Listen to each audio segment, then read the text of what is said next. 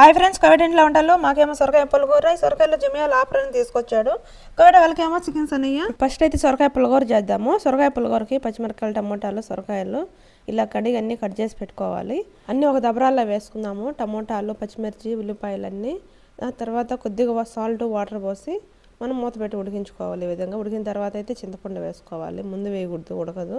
ఇలా రుద్దుకొని ఇప్పుడైతే తిరగబాత పెట్టుకోవాలి. ఆయిల్ వీటెక్కాక తిరగబాత గింజలు, ఉల్లిపాయలు, అలాగే కరివేపాకు, కొత్తిమీర అన్నీ వేసి బాగా వేపుకున్న తర్వాత అయితే మనం సొరకాయ పులిహోరలో వేసుకోవాలి. ఒక్క నిమిషం ఉడకనివ్వాలి. మళ్ళీ అంతే, సొరకాయ పులిహోర రెడీ. ఇదేమో ఒకవేటి వాళ్ళకు చికెన్స్ అన్నయ్య. అంతా ఇలా అయిపోయిన తర్వాత అయితే ఒక చిన్న కప్పులో ఆయిల్ వేసుకొని బొగ్గు కలిసి అయితే అందులో వేసుకోవాలి. తర్వాత అయితే ఆవిరి బయట పోకుండా అయితే మూత పెట్టేయాలన్నమాట, ఆ పొగ బయటికి పోకుండా. ఇలా అన్ని వంటలు రెడీ అయిపోయాయి. ఒకసారి అన్ని వంటలు చూద్దాము. ఇదేమో వైట్ రైస్ కువైట్ వాళ్ళకి, మనకి అందరికీ ఇదేనమాట.